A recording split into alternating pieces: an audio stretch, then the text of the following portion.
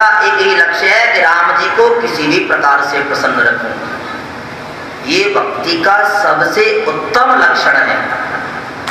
और जो उत्तम भक्त होते हैं वो क्या कहते हैं, मेरे रोने से तुमको जो आए हंसी, मेरे रोने से तुमको जो आए हंसी, तो मैं रो रो के तुमको हंसाया करूं, तो मैं रो रो के तुमको हंसाया करूं। और ये भक्ति हनुमान जी के जीवन में दृष्टिगोचर होती है। एक बार माँ जानकी जी को बुलाने के लिए प्रभु श्री राम ने हनुमान जी को भेजा। कहा जानकी जी को बुलाओ, दरबार में देरी हो रही है, जल्दी से बुला करके लाओ। माताएं नख से लेकर के चोटी तक 16 श्रृंगार करती है। तो दर्पण के आगे माँ जानकी बैठ करके अंतिम श्रृंगार कर रही थी, अपनी मांग में सिंदूर डाल रही थी। हनुमान जी ने जाकर के कहा, माता जी भगवान ने बड़ी जल्दी आपको बुलाया है। अचानक दृष्टि गई कि माता जी मांग में सिंदूर भर रही हैं। अरे मैया ये क्या कर रही हो? हनुमान जी ठहरे बाल ब्रह्मचारी, क्या जाने बेचारे। माता जी ने कहा, क्या बताऊं इनको? हनुमान जी मैं अपनी मांग में सिंदूर लगा रही हूं, पर क्यों? बोले इसको मेरी मांग में देख करके भगवान राम प्रसन्न हो जाते हैं। प्रेम से बोलो। हनुमान जी कहते हैं, मैया फिर तो मैं भी लगाऊंगा। अच्छा लगा लो जल्दी से, ज्यादा देरी नहीं करना। सिंदूर दान दे दिया उन्हें। हनुमान जी ने पहले तो टीका वीका लगाया, बाद में सोचा थोड़ा लगाऊंगा तो थोड़े खुश होंगे, ज्यादा लगाऊंगा तो ज्यादा खुश हो जाए। सिंदूर दान को लिया और पूरे शरीर पर लगा दिया। लाल देह लालील से अरुण अरुलाल लगो, वज्र देह दानव दलना, जय जय जय कपिशो। सारे शरीर पर सिंदूर लगा लिया। आगे आगे मैया, पीछे पीछे हनुमान जी उछल कूद करते चले आ रहे हैं। माता जानकी ने जाकर के राम जी के बगल में स्थान ग्रहण किया। और जैसे ही माँ जानकी हटी, राम जी की दृष्टि गई हनुमान जी के ऊपर। खिल खिल खिल खिल करके हनुमान जी हंसने लगे।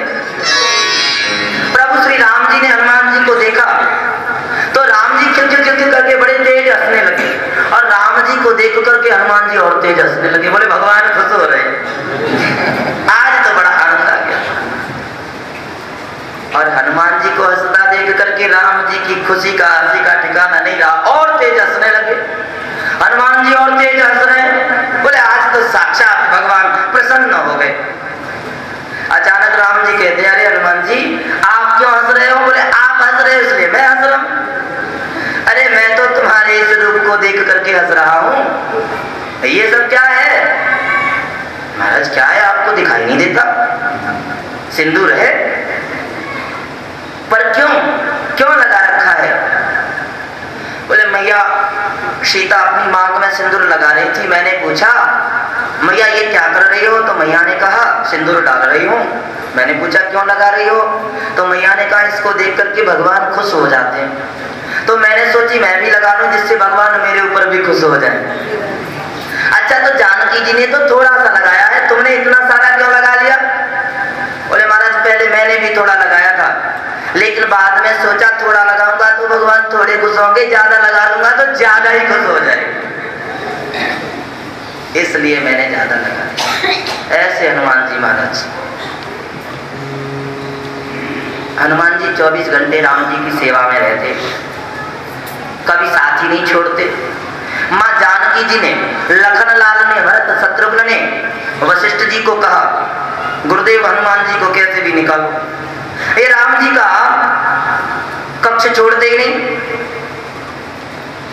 वशिष्ठ जी ने सोचा कैसे हनुमान जी को हटाऊं।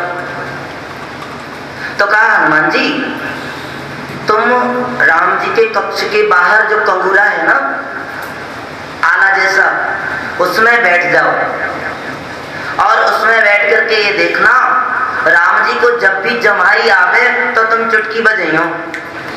हाँ, चुटकी।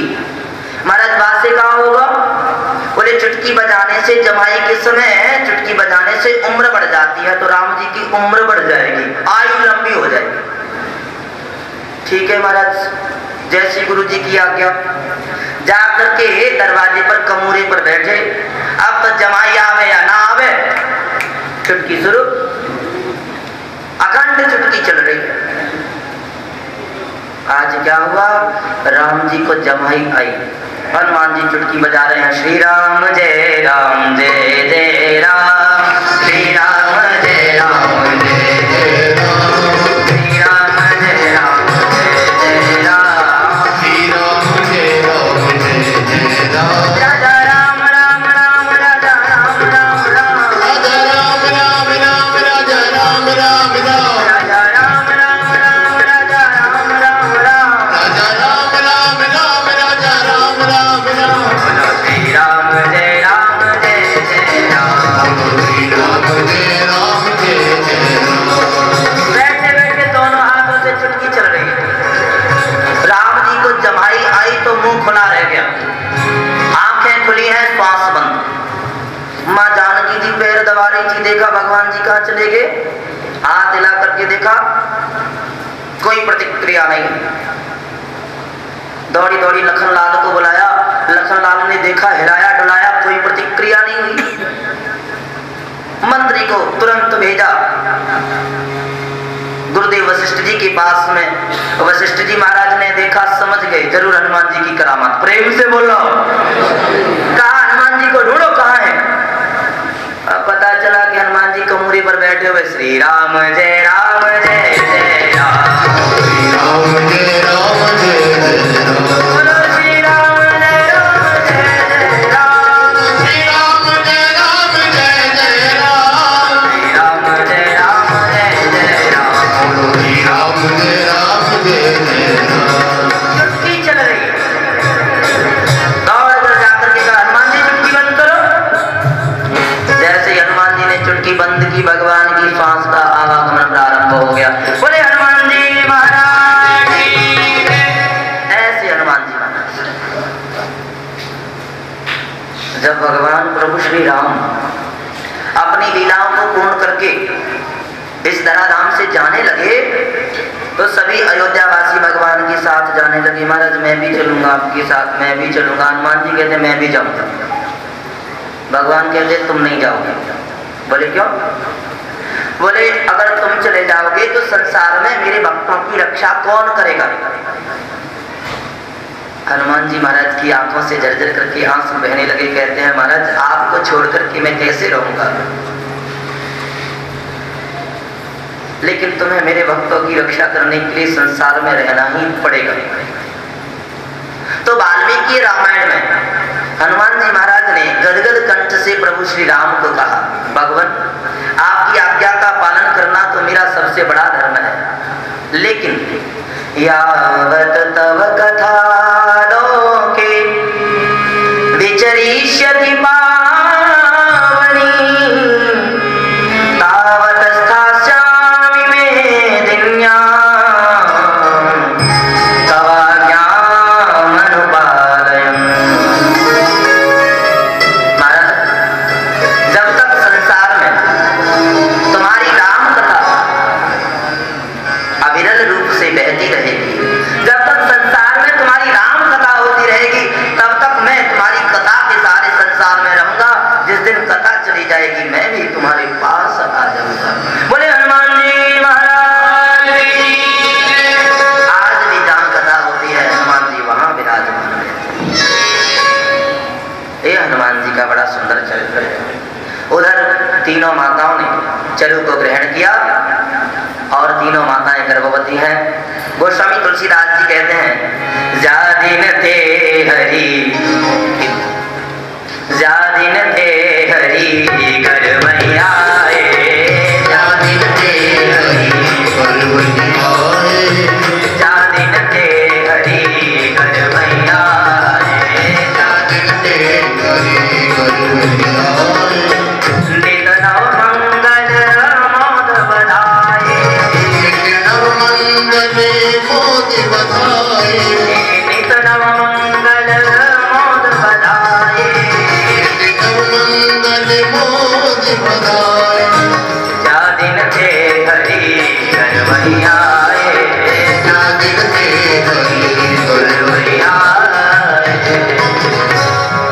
जिस दिन से भगवान मां के गर्भ में, कौशल्या जी के गर्भ में आए, अंशांशेन चतुर्धाघात, आज भगवान श्रीमन नारायण अपने चारों अंशों के सहित, चारों अंगों के सहित माताओं के गर्भ में आए हैं। कौशल्या जी के गर्भ में भगवान प्रभु श्री राम जिस दिन से आए, माता जी का दिव्य तेज बढ़ता चला जा रहा है। सौंदर्य का कहना ही क्या, बड़ा सुंदर माता जी का तेज बढ़ता जा रहा है, बड़ा दिव्य तेज। अवध में हर रोज नए आनंद, नए उत्सव होते चले जा रहे हैं, बड़ा आनंद फैलता चला जा रहा है। धीरे धीरे आ रहा है चैत्र का महीना और भगवान के जन्म का समय आया तो देवताओं ने आकर के भगवान की बड़ी सुंदर स्तुति की। गर्भ में भगवान प्रभु श्री राम की जय जय सुरनायक जन सुखदायक प्रणत पाल भगवंता, जय जय सुरनायक जन सुखदायक प्रणत पाल भगवंता। ओ द्विज गीत गाई जय असुरारी सिंधु सुता प्रियतमा, ओ द्विज गीत गाई जय असुरारी सिंधु सुता प्रियतमा। पालन सुर धरणी अद्भुत करणी, मरम न जाने कोई। सुर धरणी अद्भुत करणी, मरम न जाने कोई। जो सेत कृपाला दीन दयाला, करहु अनुग्रह सोई। जो सेत कृपाला दीन दयाला करहु अनुग्रह सोई। जय जय सुरनायक जन सुखदायक प्रणत पाल भगवंता, जय जय सुरनायक जन सुखदायक प्रणत पाले भगवंता। देवताओं ने भगवान की बड़ी सुंदर स्तुति की और देवता लोग भगवान की स्तुति करके चले गए। आज भगवान के जन्म का समय आया। चैत्र मास की शुक्ल पक्ष की नौमी तिथि है। दिन का मध्याह्न का समय, दोपहर के 12 बजने को जा रहे हैं और ऐसे शुभ समय में भगवान का आगमन होने वाला है। नौमी तिथि मधुमास पुनीता,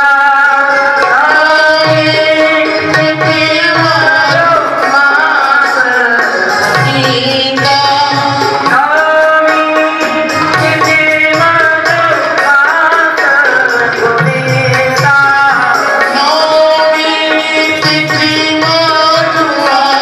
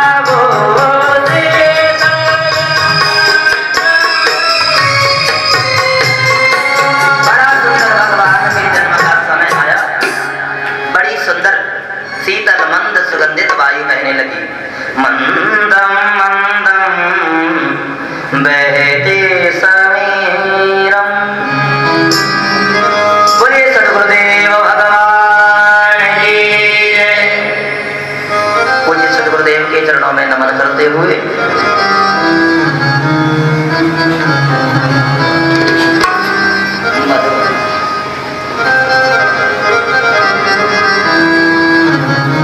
चरणों का, पूज्य सदगुरुदेव के चरणों का आश्रय देते हुए कथा में चले। मंदम मंदम बहती समीरम कोकिल कूजति मधुर स्वरम। मंद मंद वायु बहने लगी, सुगंधित वायु पुण्य गंध को लेकर के आने वाली गंगा जी के तटवर्ती वायु बह रही है। प्रेम से बोलो, गंगा जी के तटवर्ती वायु जो पुण्य को देने वाली है, ऐसी वायु बहने लगी। मध्याह्न का समय है, अभिजित मुहूर्त होने को आया, दिन के ठीक 12 बजने को। ऋषियों का चित्त प्रसन्न हो गया, ब्राह्मणों के कुंड की अग्नि स्वतः ही प्रज्वलित हो गई। आकाश मंडल में देवी देवता आकर के खड़े हो गए भगवान के स्वागत के लिए। दिन के ठीक 12 बजे का समय आया। चैत्र मास के शुक्ल पक्ष की नवमी तिथि और ऐसी बड़ी सुंदर घड़ी में आज मेरे प्रभु श्री राम ने कौशल्या जी के गर्भगृह को अपने दिव्य तेज से प्रकाशित कर दिया। बोलिए राम लला सरकार की जय। भगवान का बड़ा दिव्य सुंदर स्वरूप माता जी ने देखा। छोटे छोटे हाथ लेकिन 4 हाथ। भगवान का बड़ा दिव्य सुंदर रूप है। भगवान कहते हैं माता जी, पहले के जन्म में तुम कश्यप और अदिति थे, तो मैं तुम्हारा पुत्र वामन बन करके आया, और अब तुम दशरथ कौशल्या हो, तो मैं तुम्हारा पुत्र राम बन करके आ गया। माता कौशल्या कहते हैं महाराज, हमने तो आपको बेटा बनकर आने के लिए कहा था, आप तो बाप जी बन करके आए हो। इतना लंबा चौड़ा कोई बेटा होता है, और ये 4 बजा वाला। भगवान कहते हैं माता जी, मैं तो जहां भी जाता हूँ ऐसे ही चला जाता हूँ। और देखो मैया, अब तुम जल्दी से दरवाजा खोल दो, हजारों लोगों की भीड़ मुझे देखने के लिए लगी है। मैया कहती है जरा चुपचाप हो जाओ। बाहर अगर दरवाजा खोल दिया कोई देखेगा तो क्या कहेगा, ये 4 बजा वाला कैसे हुआ? प्रेम से बोलो। माता जी, मैं तो जहां भी जाता हूँ ऐसे ही चला जाता हूँ। महाराज, मैंने आपको बाल रूप में अपना पुत्र बनकर आने के लिए कहा है, आप बालक बन जाओ। जैसे ही माँ ने इतना कहा तो भगवान छोटे से बालक के रूप में परिणत हो गए, लेकिन कपड़े पहने हुए हैं और योगी की भांति लेटे हुए। मैया कहते हैं महाराज, बालक जब जन्म लेता है तो नंगा ही होता है, नंगे हो जाओ। भगवान कहते हैं माता जी, बड़ा परेशान करती हो, नंगे ही पड़े श्रीमान जी। महाराज, बालक जब जन्म लेता है तो रोता है, पहले रो। भगवान कहते मैया, मोको तो रोना बिल्कुल ना आवे। मैया कहती तुम्हें रोनो ना आवे, हमको रुलानो तो आवे। और मैया ने इतना कह करके गाल में चिकोटी भर ली, और जैसे ही चिकोटी काटी, सुनी बचन सुजाना रोदन गाना, कोई बालक सुर गोपा, यह चरित जगावई, हरि पद पावई, तेरा बरई भव गोपा। प्रकट कृपाना दीन दयाला, कौशल्या हितकारी।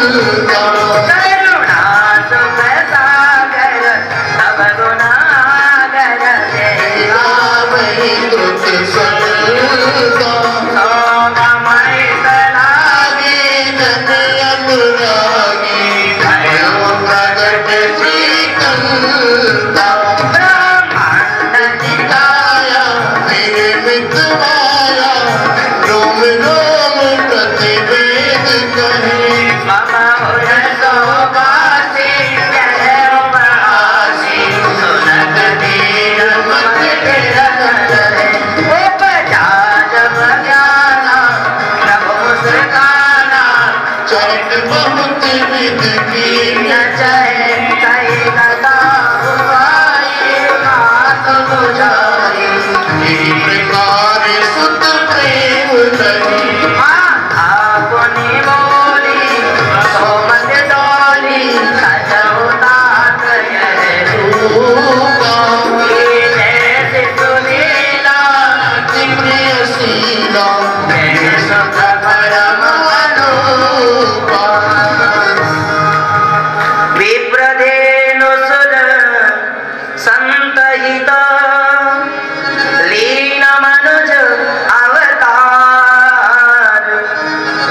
निज इच्छा निर्मित तनु माया गुण गोपाल।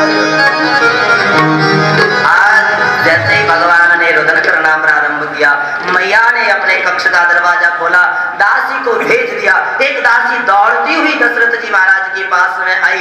महाराज, मेरी महारानी कौशल्या ने बड़े सुंदर बालक को जन्म दिया। महाराज के आनंद का क्या ठिकाना है? अवधेश के आनंद की किन वाक्यों में कोई वर्णन कर सकता है? कुछ समय व्यतीत हुआ, थोड़ा सा समय, और कैकेयी के भवन से एक दासी दौड़ती हुई आई और उसने आकर के कहा, महाराज, मेरी महारानी कैकेयी ने बड़े सुंदर पुत्र को जन्म दिया। आज अवधेश का आनंद दुगना हो गया।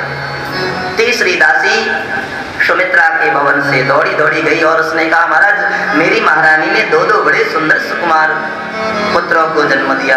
आज महाराज का आनंद चौगुना हो गया। तुरंत गुरुदेव वशिष्ठ जी को बुलाया और गुरुदेव वशिष्ठ जी बहुत सारे ब्राह्मणों को साथ में लेकर के आए और उनके द्वारा बड़ा सुंदर जातकर्म संस्कार कराया, शांति पाठ कराया। वाचयित्वा स्वस्त्यनम, स्वस्तिवाचन पाठ कराया, नांदी श्राद्ध इत्यादि कराया, तर्पण कराया, ब्राह्मणों को बहुत सारा दान दिया। लाखों नर नारियों की भीड़ आज भगवान का दर्शन करने के लिए खड़ी हुई है। पूरी अवध नगरी को, अयोध्या को तोरण पताकाओं से, ध्वजाओं से, बंधनवारों से, चित्रों से चित्रांकित करके दुल्हन की भांति सजा दिया गया है। आज पूरे अवध को सूर्य भगवान स्थिर हो गए। बड़ा आनंद अवध में मनाया जाने लगा। अवध के नर नारी भेंट सामग्री बधाई लेकर के चले जा रहे हैं महाराज दशरथ के अंगना में। माताएं कौशल्या जी को बधाई देने के लिए चली जा रही हैं। राजा दशरथ जो के द्वार नौबत बाज रही, राजा दशरथ जो के द्वार नौबत बाज रही, राजा दशरथ जो के द्वार नौबत बाज रही, राजा दशरथ जो के द्वार नौबत बाज रही, बाज रही, नौबत बाज रही।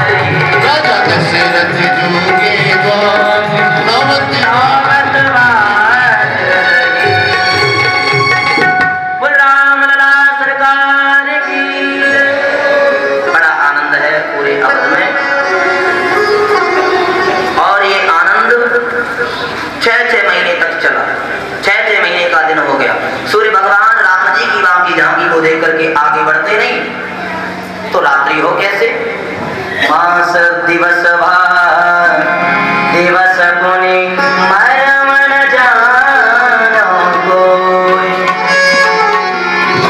रथ समेत रवि था क्यों निशा कवन विधि हो। सूर्य भगवान का मन भगवान राम जी के रूप में अटक गया और उनका रथ वहीं पर रुक गया, आगे बढ़ते नहीं।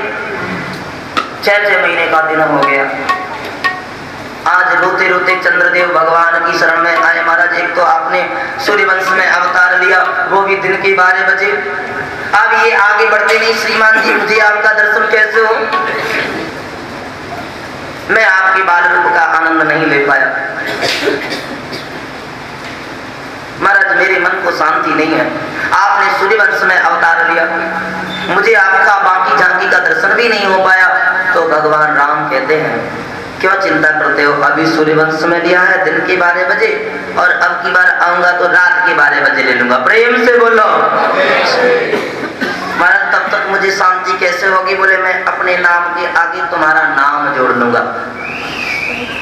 तो भगवान का नाम राम तो वशिष्ठ जी ने रखा, लेकिन चंद्र लगाने का कोई मतलब नहीं है। चंद्रमा की प्रसन्नता को पाने के लिए भगवान ने रामचंद्र चंद्र शब्द को लगाया। बोले रामचंद्र भगवान की। बड़ा आनंद है अवध में। भगवान थोड़े से बड़े हुए, गुरुदेव वशिष्ठ जी ने आकर के नामकरण संस्कार कराया। जो आनंद सिंधु सुख राशि सी करते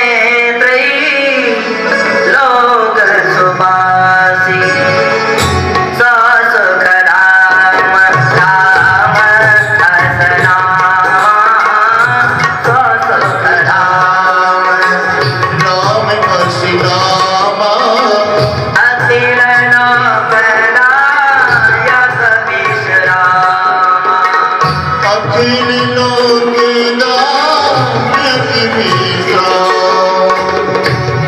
जो सुख का धाम है, आनंद का सिंधु है। रमन्ते योगिनो यस्मिन् सा राम, योगी लोग इसमें रमण करेंगे। ये योगियों के चित्त में रमण करेगा, इसलिए मैं इसका नाम राम रखता हूँ।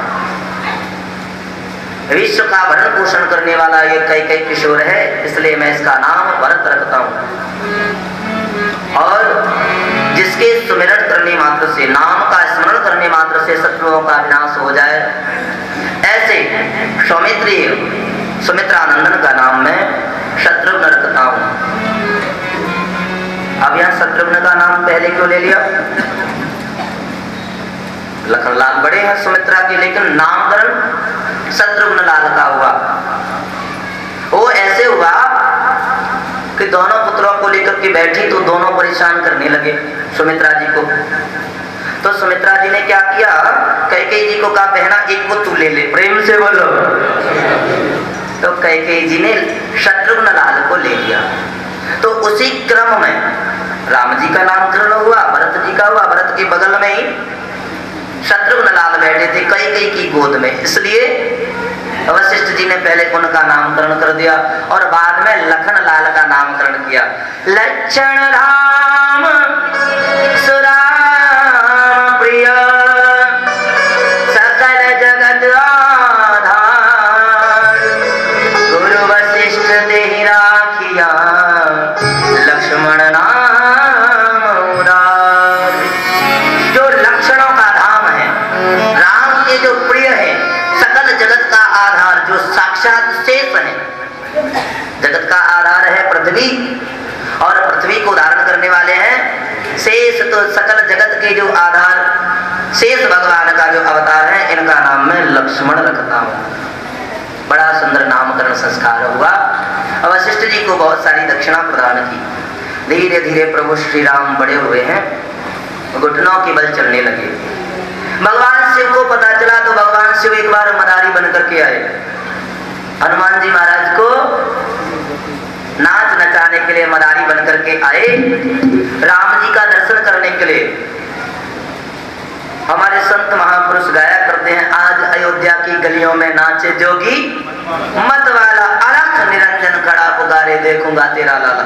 डम डम डम डम डमरू बजा करके दरवाजे पर आ गए और डमरू बजा करके तमाम बालकों को इकट्ठा कर लिया। राम जी घुटनों के बल चलने लगे हैं, थोड़ा बोलने भी लगे हैं। आज घुटनों के बल अपने तीनों भाइयों के सहित भगवान राम दरवाजे पर आए तो भगवान शिव हनुमान जी को नचा करके बड़ा सुंदर दृश्य उपस्थित करने लगे। राम जी देख करके बड़े आनंदित हो रहे हैं, हनुमान जी अपनी मस्ती में राम जी को देख करके नाच रहे हैं, भगवान शिव का मन नाच रहा है राम जी को देखकर। प्रेम से बोलो। राम जी हनुमान जी के नृत्य को देख करके आनंद विभोर। बाद में जब जी भर के राम का रूप का रस पिया भगवान शिव ने और हनुमान जी को लेकर के वहां से चले गए, राम जी तो रूठ गए और रोने लगे। मैं तो बंदर लूंगा, मैं तो बंदर लूंगा वही डमरू वाला, कौशल्या जी के लाला मचल गए। राम जी कहते हैं मैं तो बंदर लूंगा। दशरथ जी महाराज ने तमाम बंदरों को बुलाया, लेकिन नहीं, मैं तो वाही को लूंगा। गुरुदेव वशिष्ठ जी को पूछा कौन से वाले बंदर की बात कर रहे हैं महाराज, कैसे भी इनको मनाओ। बोले ऋषि अमूक पर्वत पर चले जाओ और वहां एक हनुमान नाम का वानर होगा, उसे ला करके इन्हें प्रदान कर दो, ये बिल्कुल शांत हो जाएंगे। और तब हनुमान जी को बाल्यावस्था में ला करके प्रभु श्री राम जी को दिया गया। राम जी के बचपन में हनुमान जी महाराज साथ में रहे, तो बड़ा प्रेम है हनुमान जी का। एक बार भगवान शिव ज्योतिषी बनकर के आए। भगवान की प्रभु श्री राम जी की बड़ी सुंदर सुंदर लीलाएं, अकेली राम कथा ही 9 दिन में पूरी नहीं हो पाती, थोड़े घुटनों की बल चलने लगे हैं। आज महाराज दशरथ कुछ बाल लीलाओं को राम जी की सुना के मैं कृष्ण कथा की ओर प्रस्थान करूंगा। तो आज दशरथ जी महाराज भोजन करने बैठे तो भोजन करत बोल जब राजा, नहीं आवत तजी बाल समाज। संतों ने इसके बड़े भाव दिए। महाराज दशरथ भोजन करने के लिए बैठ गए थे और स्वयं जाकर के नहीं कहा कि राम जी चलो भोजन पालो, प्रसादी पालो। मंत्री सुमंत को भेजा, जाओ राम जी को बुला करके लाओ, मुझे तो उसके बिना भोजन अच्छा ही नहीं लगता है। तो सुमंत ने जाकर के कहा राम जी तुम्हें राजा बुला रहे हैं। क्या कहा? राजा बुला रहे हैं, ये नहीं कहा कि तुम्हारे पिताजी बुला रहे हैं। राम जी आपको राजा बुला रहे हैं। तो भगवान नहीं आए, नहीं आवत तज बाल समाज, अपना बाल समाज छोड़ करके नहीं आए। भगवान कहते हैं दुनिया का सबसे बड़ा तो राजा मैं हूं, मैं किसी राजा के बुलाने पर नहीं जाता। प्रेम से बोलो। लेकिन ऐसे प्रभु श्री राम को जब कौशल्या मैया स्वर्ण की छड़ी लेकर के जाती हैं, कौशल्या जब बोल ही जाई, ठुमक ठुमक प्रभु चल ही बराई। स्वर्ण की छड़ी लेकर के माँ कौशल्या जब जाती है और कहते हैं चल रे तू यहाँ धूल में ही खेलता रहेगा, तो मैया को छड़ी ला करके आते हुए देखा तो भगवान अभी चलना नहीं जानते, लेकिन मैया के डर से आज भगवान खड़े हो गए और भागने लगे। ठुमक ठुमक, एक पैर बढ़ाते हैं फिर आगे बढ़ाते हैं, कभी गिर जाते हैं। मैया का डर लगा हुआ है, मैया पीछे पीछे आ रही है, चल अभी मैं तेरे को बताऊं। गोस्वामी तुलसीदास जी कहते हैं निगम नीति जस पार न पावा, वेद की ऋचाएं वेद जिसे पार नहीं पाते, ताही धरे जननी हट धावा। ओ मैया के डर से आज ठुम ठुम करके भागते चले जा रहे हैं। वेद जिसका पार नहीं पाता वो मैया के डर से भाग रहा है। प्रेम से बोलो, ये प्रेम है। और धूली धूसरित अंगों से दौड़ते हुए अपने पिताजी की गोद में पहुंच गए। दूसरे धूल भरे तन आए, दशरथ बेहसी गोद बैठाए। राजा ने अपने अपनी गोद में ले लिया और गोद में लेकर के भोजन कराने लगे। क्या भोजन करा रहे थे पता है? ओदन, चावल का भात और दही। अब भगवान भोजन तो कर रहे हैं लेकिन चित्त चपल है। भोजन करत चपल चित इतौत अवसर पाय, भाग चले किलकत मुख दधियोदन लपटाय। भोजन तो कर रहे हैं लेकिन चित्त चपल है, इधर उधर देख रहे हैं, भागने की तैयारी में। मौका मिल जाए पिताजी की दृष्टि झुके कब भागूं। बड़ी चंचलता, बाल्यावस्था की चरित्र राम जी के बड़े अद्भुत। अचानक मौका लगा, पहले तो भोजन ही ऐसे कर रहे थे, ऐसे हाथ में लिया, मुंह से लगा लिया, सारा मुंह सान लिया है, सनो भयो सारो मोड़ो। अब सारा मुंह क्यों सान रखा है? बोले जिससे थोड़ा थोड़ा टपक जाए। राम जी ने देखा एक भक्त अपनी गोद में बिठा करके मुझे भोजन करा करके अपनी इच्छा को पूर्ण कर लिया, लेकिन एक भक्त मेरा महल की मुड़गेरी पर बैठा हुआ मेरी प्रतीक्षा कर रहा है, मेरी जूठन खाने की प्रतीक्षा। काकभुसुंडी जी महाराज महल की मुड़गेरी पर बैठे हुए हैं, बोले राम जी की जूठन खाने को मिल जाए तो जीवन धन्य हो जाए। तभी तो चंचल चित्त से देखा, दधी ओदन लपटाया और भगवान भागने लगे।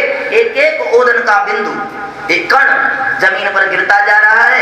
काकभुसुंडी जी पीछे पीछे चुन चुन करके खाते चले जा रहे हैं। प्रेम से बोलो, ऐसे भगवान राम भक्त वत्सल। भगवान राम जी की बड़ी सुंदर विलक्षण लीला है। गुरुगृह पढ़ने के लिए गए, थोड़े बड़े हुए तो थोड़े से समय में सारी विद्याओं में पारंगत हुए। विश्वामित्र जी महाराज के मन में यज्ञ की रक्षा के लिए भावना पैदा हुई और वो राम लक्ष्मण को मांगने के लिए दशरथ जी के यहाँ पर पधारे। दशरथ जी महाराज ने बड़ा सुंदर स्वागत किया। आने का कारण पूछा तो विश्वामित्र जी ने कहा, असुर समूह सदा वही मोही, मैं जाचन आयो रिपतो। राजन, मुझे असुरों का समूह यज्ञ नहीं करने देता। मैं तुमसे अपने यज्ञ की रक्षा करने के लिए तुम्हारे दो पुत्रों को राम और लक्ष्मण को मांगने के लिए लेने के लिए आया हूं। दशरथ जी महाराज कहते हैं, मेरे पुत्र तो बड़े सुकुमार हैं, वो बड़े बड़े दैत्यों को कैसे मार पाएंगे, निशाचरों को। आप मुझे आदेश कीजिए, मैं अभी तुरंत आपकी सेवा करने के लिए चलता हूं। लेकिन विश्वामित्र जी ने अपनी संकेत की मन की भाषा में कहा, महाराज ये संसार के शत्रुओं को तो आप मार सकते हो, दैत्यों को, लेकिन जो मानव के शरीर के 6 शत्रु हैं अंतःकरण के, उनको मारना तुम्हारे द्वारा संभव नहीं है। काम, क्रोध, लोभ, मोह, मद, मत्सर, 6 प्रकार के शत्रु, इनका दमन तो राम जी के द्वारा ही संभव है। इसलिए अनुज समेत देव रघुराई, राम जी को लखन लाल के सहित मुझे दे दो। अंदर के शत्रुओं का विनाश करना है, काम का विनाश करना है, क्योंकि जहां राम होते हैं वहां काम नहीं होता, और जहां काम होता है वहां राम नहीं होते। जहां राम तहां काम नहीं, जहां काम नहीं राम।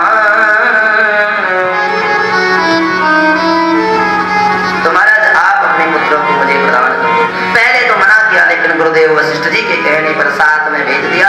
प्रभु श्री राम मन में आए, ताड़िका का उद्धार किया।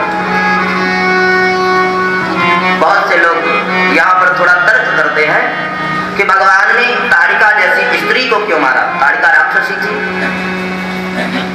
तो कहने का तात्पर्य ये कि स्त्री में स्त्रीत्व ना हो तो वो स्त्री नहीं है। माताओं में मातृत्व होता है, इसीलिए माताओं को अवध्या कहा गया है, उनका वध नहीं करना चाहिए। लेकिन अगर मातृत्व नहीं है, वो मातृत्व क्या है? दया, क्षमा, सहनशीलता, सेवा, धर्म, ये सब चीजें ताड़िका में थी नहीं। दया होती तो सुकुमार प्रभु श्री राम जी को खाने आती क्या? हाँ, तो उसमें कोई भी मातृत्व की भावना नहीं थी, रूप की स्त्री थी, इसलिए भगवान ने उसे मार तो दिया। लेकिन फिर भी भगवान ने सोचा कि है तो स्त्री, इसलिए दीन जानी देहि निज पद दीन, फिर भी भगवान ने उसको दीन जान करके अपना पद प्रदान कर दिया। विश्वामित्र जी के यज्ञ की रक्षा की, सुबाहु का वध कर दिया प्रभु श्री राम ने, और मारीच में बिनु फर बाण राम दे मारा, भवन गया वहा सागर पारा, लंका की सीमा में जाकर के मारीच गिरा। मिथिला नगरी से विदेरा जनक के यहाँ से जानकी जी के स्वयंवर की पत्रिका आई। विश्वामित्र जी महाराज राम और लक्ष्मण को लेकर के और मिथिला की ओर प्रस्थान किए। मार्ग में गौतम ऋषि की कुटिया दिखाई दी। प्रभु श्री राम ने देखा एक शिला पड़ी हुई है जिस पर स्त्री की आकृति प्रतीत होती है बीच मार्ग में, और ऐसा दिखाई देता है कि जैसे वहां पहले बहुत अच्छी बस्ती रही हो। प्रभु श्री राम ने जैसे ही देखा, कहा गुरुदेव ये स्थान ऐसा लगता है प्राचीन समय में जैसे यहाँ कभी बस्ती रही हो, कोई नगरी रही हो, कोई सी संत की कुटिया रही हो, और ये स्त्री की आकृति की शिला कौन है? तो विश्वामित्र जी की आंखों से आंसू निकल पड़े और कहा, गौतम नारी शाप बस उपल देह धरि धीर, चरण कमल रज चाती, कृपा करहु रघुवीर। भगवान, ये गौतम की पत्नी है अहिल्या, इसके द्वारा गलती हो गई, पति ने पत्थर होने का शाप दे दिया है। आपके चरण की धूल इसके जीवन में नई स्फूर्ति, नया जीवन इसको प्रदान कर सकती है। महाराज मैं आपसे करबद्ध निवेदन करता हूं, आप इसको अपने चरण की धूल देकर के इसका उद्धार करें। गोस्वामी जी ने इतनी वेदना भरी है इस दोहा में, अगर आप लोग थोड़ा महसूस करें। गोस्वामी जी ने जैसे अपने मनोभावों को और इस दोहा में रख दिया हो। शायद गोस्वामी जी भी भगवान से प्रार्थना करते हैं, महाराज आप इसका उद्धार करें। लेकिन क्यों? क्योंकि गलती करना तो इंसान का स्वभाव है, ये मानव गलतियों का पुतला है। लेकिन गलती करके जो व्यक्ति उसको स्वीकार कर ले तो वो गलती क्षमा करने योग्य हो जाती है। लेकिन गलती करके जो व्यक्ति उसको छुपाता है वो क्षम्य नहीं होता। अहिल्या से गलती हुई तो भरी भीड़ में, भरे मार्ग में पड़ी हुई है, कोई मुझे पापनी समझे 2 लात मार करके चला जाए, मुझे कोई गिला नहीं होगा। गलती तो हो गई, लेकिन उस गलती को मान करके बीच मार्ग में पड़ी हुई है, धूप के, बरसात के और हवा के थपेड़ों को झेलती हुई पड़ी हुई है, शिलाखंड के रूप में। पाप का प्रायश्चित होने से पाप दूर हो जाता है।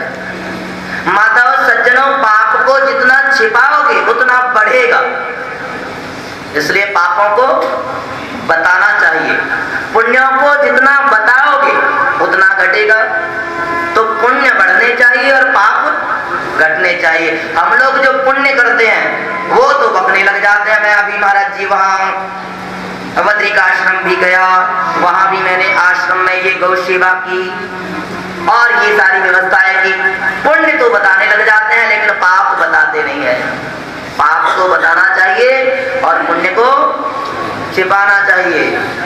और अगर अपनी गलती को छिपाओगे तो कैसी स्थिति हो जाएगी पता है? प्रेम से बोलो,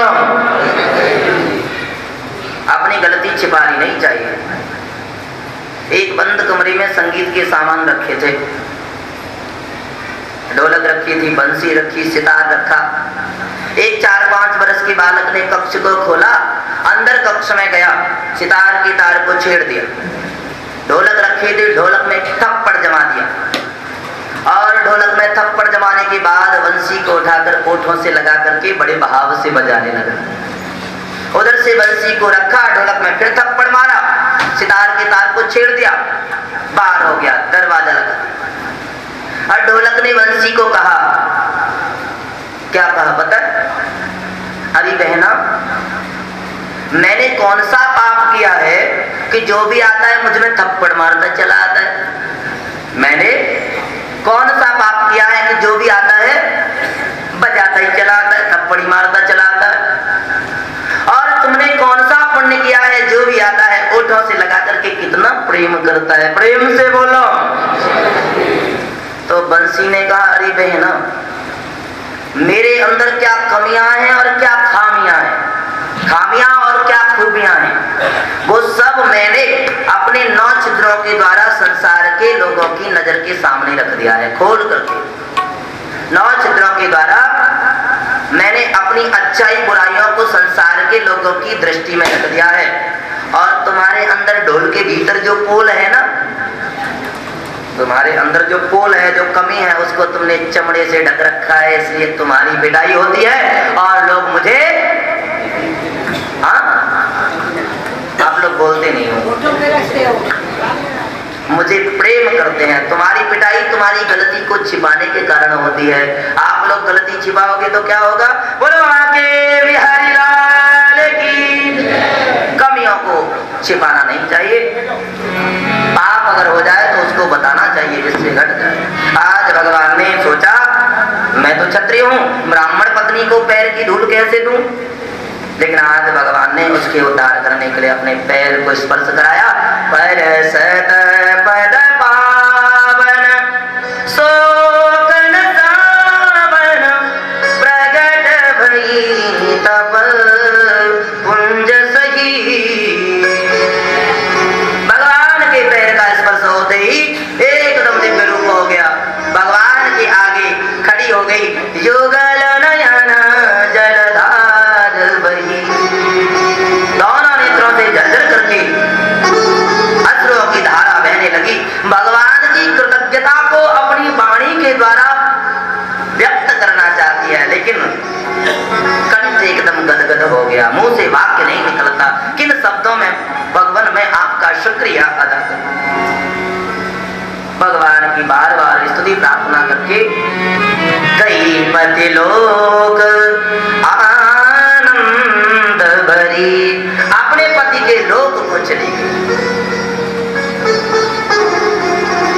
तुलसीदास जी कहते हैं, अस प्रभु दीन बंधु हरि कारण रहित दयाल। तुलसीदास तेहि से ये छाड़ी कपट जंजाल। तुलसीदास जी कहते हैं, अरे भैया, ऐसा को उदार जग माही, ऐसा उदार जग माही, ऐसा को उदार जग माही, ऐसा उदार जग माही। बिनु सेवा जो द्रवहि दीन पर, बिनु सेवा जो द्रवहि दीन पर, राम सरित को नाही, ऐसा उदार जग माही, ऐसा उदार जग माही। ऐसा उदार राम जी के अलावा और कौन हो सकता है जो बिना सेवा के प्रसन्न हो जाता है? गोस्वामी तुलसीदास जी ने विनय पत्रिका में लिखा, हे नी को मेरा देवता कौशलपति राम। तुलसीदास जी कहते हैं, अरे मूर्ख मन, ऐसे अकारण करुणा वर्णालय राम जी का चिंतन क्यों नहीं करता जो बिना किसी कारण के व्यक्ति का उद्धार कर देते हैं? और कहां दर दर भटकता है। राम जी का नाम गाने से किसको मुक्ति नहीं मिली? पायीन के ही गल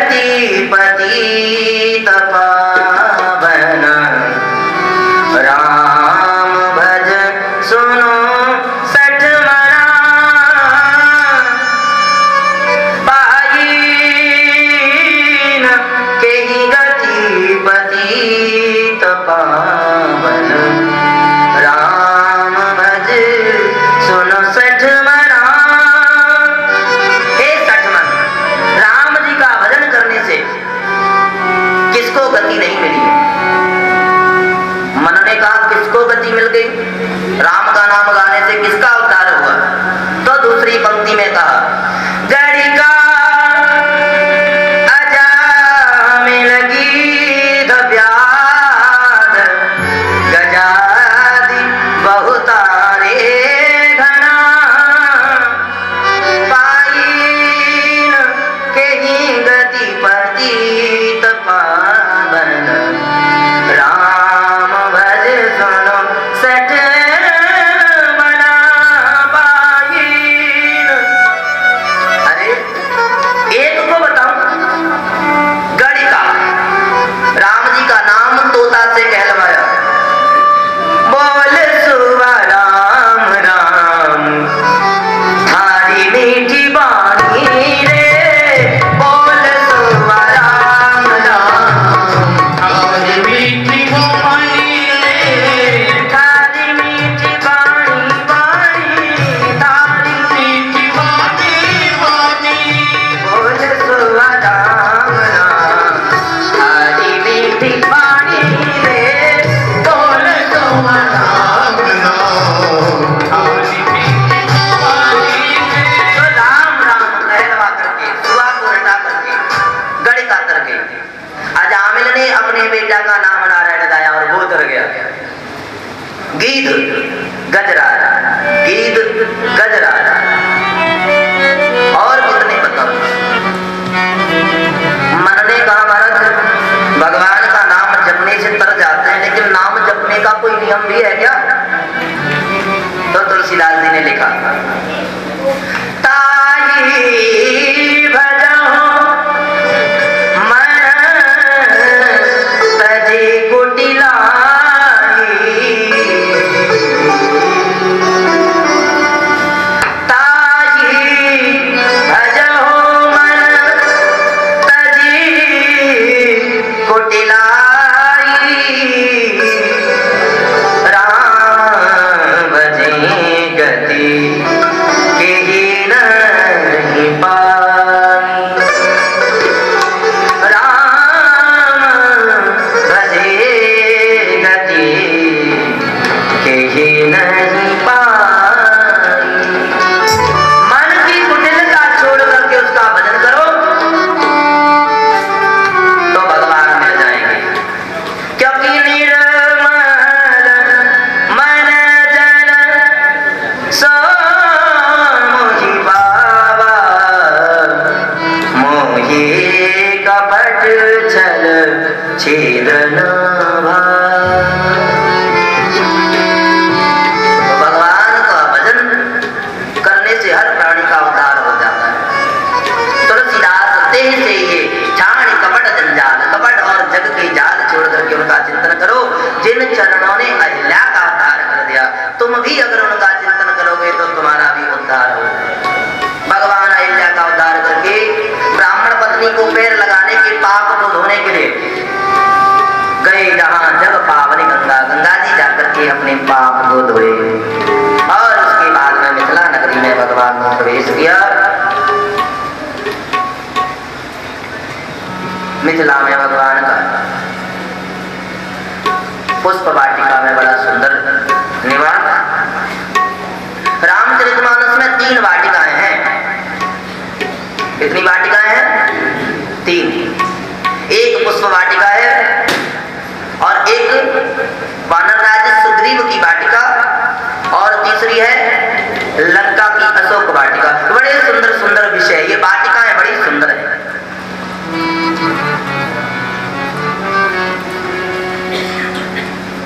रावण की जो वाटिका है अशोक वाटिका, वो अभिमान की वाटिका है। किसकी वाटिका है?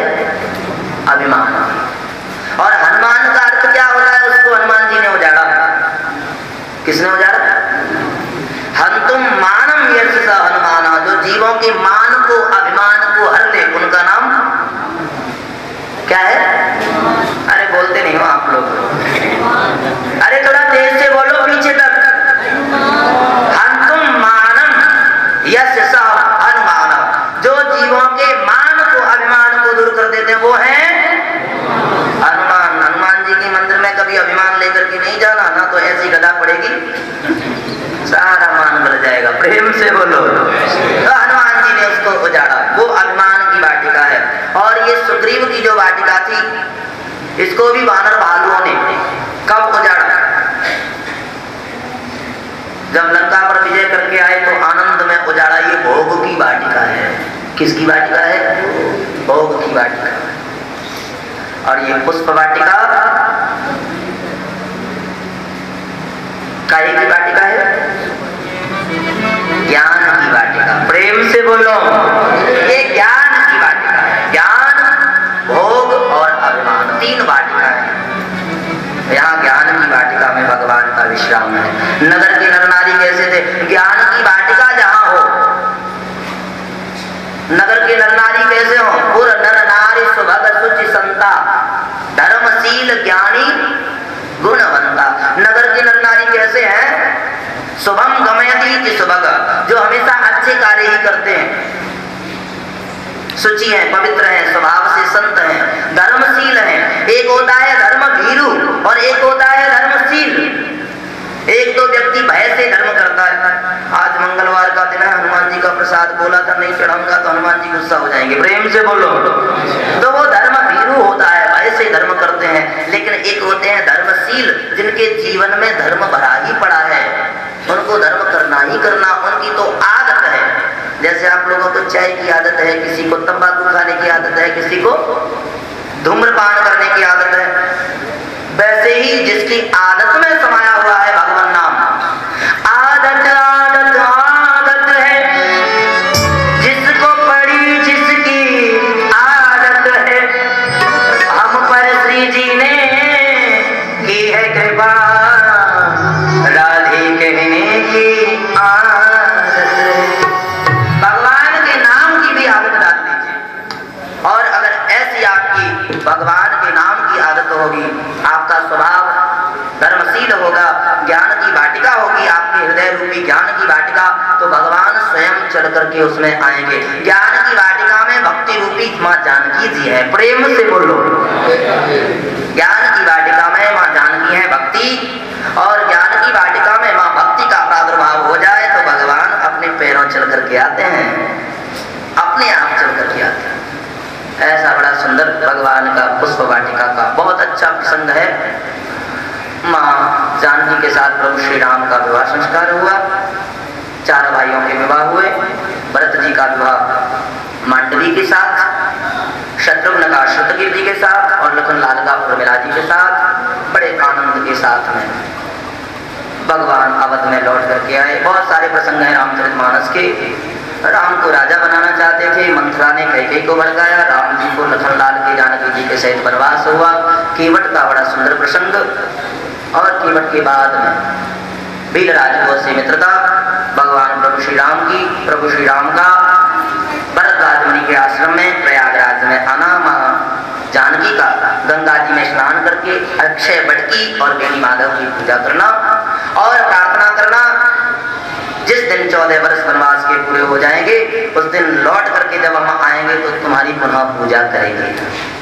ऐसा कहकर के वहां से चले प्रभु श्री राम।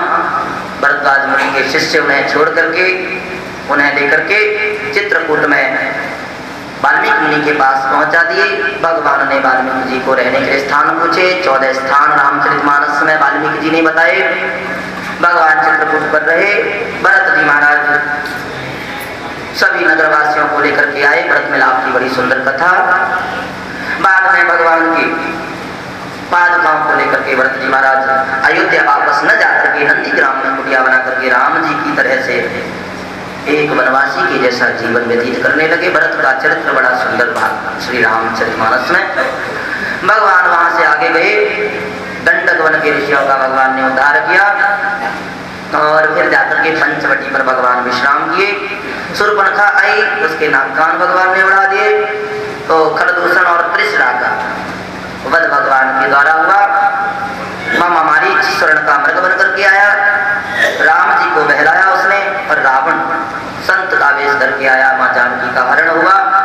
जटायु का मरण प्रभु श्री राम का जानकी जी को वन वन ढूंढना और ढूंढते ढूंढते जटायु का उद्धार भगवान के द्वारा। और फिर उसके बाद कबंध का मां सबरी के आश्रम में पधारे। सबरी का नवदा भक्ति के द्वारा भगवान ने उद्धार किया। सबरी ने भगवान को पंप सरोवर का मार्ग बताया, अपने प्राण को परमात्मा में विलीन कर दिया। सबरी ने भगवान लखनलाल के सहित पंप सरोवर पर आए। नारद जी को मोह हुआ, भगवान ने नारद जी का मोह भंग किया। पंप सरोवर से थोड़ा आगे चले, सुग्रीव ने आते हुए हनुमान जी प्रभु श्री राम को देखा, हनुमान जी को परीक्षा करने भेजा। भगवान की सुग्रीव से मित्रता हुई। बाली का निग्रह भगवान ने किया, बाली का उद्धार किया भगवान ने। वानर भालुओं को जानकी जी की खोज के लिए लंका में भेजा। हनुमान जी के द्वारा लंका का विध्वंस, लंका को जलाना, लंका का दहन, और फिर वानर भालुओं की सेना लेकर के सुग्रीव के सहित प्रभु श्री राम ने समुद्र पर सेतु का निर्माण किया। प्रभु श्री राम ने भगवान शिव की स्थापना की, जिनको रामेश्वर नाम रखा गया। बोल रामेश्वर महादेव की जय। लिंग था विधिवत करे पूजा, भगवान शिव की शिवलिंग स्थापना करके विधि विधान से पूजा प्रभु श्री राम ने की। लोगों ने पूछा इन भगवान शिव का नाम क्या होगा, तो राम जी ने कहा सीधी सीधी सी बात है, रामस्य ईश्वर रामेश्वर। बोले राम के ईश्वर है इसलिए रामेश्वर नाम होगा। भगवान शिव प्रकट होकर के कहते नहीं नहीं ऐसा नहीं होगा। बोले महाराज फिर कैसा हो गया? बोले रामश्चासौ ईश्वरो यस्य स रामेश्वर। बोले राम ही जिसके ईश्वर है वो रामेश्वर। भगवान शिव कहते हैं कि राम जी आप मेरे ईश्वर हो, राम जी कहते हैं नहीं नहीं आप मेरे ईश्वर हो। प्रेम से बोलो। सेतु का निर्माण किया, युद्ध हुआ, मेघनाथ के द्वारा लखनलाल को शक्ति लगी। हनुमान जी महाराज संजीवनी बूटी लेकर के आए और लखनलाल के प्राणों को बचाया। मेघनाथ का वध लखनलाल के द्वारा, प्रभु श्री राम जी के द्वारा कुंभकर्ण का वध, विभीषण की शरणागति, और उसके बाद लंकेश का वध प्रभु श्री राम के द्वारा। और लंकेश का वध होने के पश्चात मंदोदरी का विलाप, हरनाथ विधवा लंका। मंदोदरी ने बड़ा विलाप किया, महाराज मैंने आपको कितना समझाया लेकिन आपने माना नहीं। आज मैं ही विधवा नहीं हुई, ये लंका ही विधवा हो गई, अनाथ हो गई। प्रभु श्री राम ने मां जानकी जी की अग्नि परीक्षा ली, विभीषण को राजगद्दी दी। पुष्पक विमान में बैठ करके भगवान आज अवध में पधारे। दीपावली के दिन भगवान अवध में पधारे। भरत जी महाराज को साथ में लेकर के अवध में आए। अवध वासियों ने राम जी के आने की खुशी में बड़ा आनंद उत्सव मनाया। घी के दीप अर्पित करके परमात्मा को प्रभु श्री राम के प्रति आनंद का आभार व्यक्त किया। आज अवध में बड़ा आनंद। किसी कारणवश प्रभु श्री राम ने जानकी जी का त्याग किया, वाल्मीकि आश्रम में रही। कुशल वही दीक्षा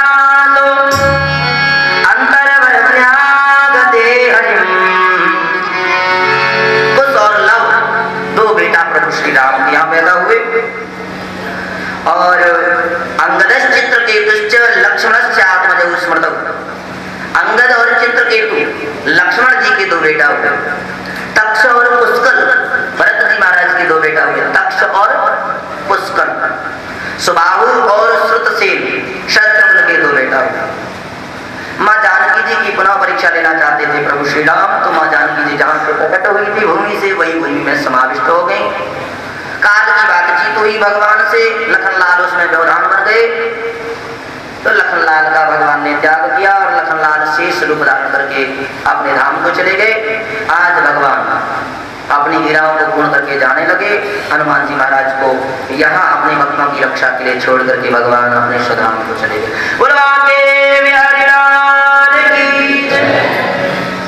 सुखदेव स्वामी कहते हैं राजन मैंने तुम्हें ये संक्षिप्त रूप से प्रभु श्री राम की कथा सुनाई। अब मैं तुम्हें चंद्रवंश की कथा सुनाने जा रहा हूँ, जिसमें मेरे प्रभु श्री कृष्ण का प्रादुर्भाव हुआ। अथातः श्रूयतां राजन् वंशः सोमस्य पावनः यस्मिन्नैलादयो भूपः कीर्तयन्ति पुण्यकीर्तयः। राजन अब मैं तुम्हें संक्षेप रूप से चंद्रवंश की कथा सुनाकर के कृष्ण कथा में प्रवेश दिलाता हूँ। ब्रह्मा जी के भगवान की नाभि से कमल निकला, कमल पर ब्रह्मा जी और ब्रह्मा जी के पुत्र हुए अत्रि महाराज। और अत्रि के यहाँ ब्रह्मा जी के अंश से अनुसुईया जी के गर्भ से चंद्रदेव का प्रादुर्भाव हुआ। किसका प्रादुर्भाव हुआ? चंद्रदेव का। और चंद्रमा के पुत्र हुए बुध, बुध के हुए पुरुरवा, पुरुरवा के उर्वशी अप्सरा के द्वारा 6 बेटा, यति ययाति संयाति आयाति व्यतिकृति। ययाति का विवाह दानवराज बृहस्पति की पुत्री शर्मिष्ठा के साथ और दैत्य गुरु शुक्राचार्य की पुत्री देवयानी के साथ में हुआ। तो देवयानी के गर्भ से यदुम चतुर्भुजं चैव देवयानीं व्यजायत। देवयानी के 2 पुत्र हुए ययाति महाराज के यहाँ, यदु और तुर्वस। यदु महाराज से जो वंश चला वह यदु वंश कहलाया और इसी यदु वंश में मेरे ठाकुर श्री बांके बिहारी जी का प्रादुर्भाव हुआ। प्रेम से बोलो आधे आधे। अरे आधे आधे बोल रहे हो, मैं ये कह रहा हूं प्रेम से बोलो। आधे आधे मत बोलो, पूरे पूरे बोलो। हाँ? एक बार जोर से श्री राधे राधे। खैर आज एकादशी है, ज्यादा आवाज नहीं निकल रही होगी, व्रत के कारण है ना। चलो जैसे बोला जाए वैसे ही बोलते रहो, लेकिन बोलते रहो। राधा जो है ना कृष्णी न आराध्या, कृष्ण को आह्लादित करने वाली है, कृष्ण को प्रसन्नता दिलाने वाली है। इसलिए राधा रानी के नाम को गाते रहो तो कन्हैया प्रसन्न बने रहेंगे। दूसरी जो दानवराज बृहस्पति की पुत्री थी शर्मिष्ठा, शर्मिष्ठा के 3 बेटा हुए, द्रुयु, अनु और पुरु। पुरु से जो वंश चला वो आगे चल करके कौरव और पांडव वंश कहलाया। इसी वंश में आगे चल करके दुष्यंत इत्यादि राजा हुए और दुष्यंत के पुत्र हुए भरत। वो भरत जो छोटी सी अवस्था में सिंह के बच्चे के मुंह में हाथ डाल करके और उसके दांत गिन रहा है। ऐसे भरत के नाम पर मेरे देश का नाम भारतवर्ष पड़ा। भारत बड़ा ही पराक्रमी देश रहा, लेकिन आजकल तो भारत का नामकरण ही बदल दिया, इंडिया। क्या नाम है? और इंडिया का अर्थ जानते हो? बहुत अशुभ नाम रख दिया भारत।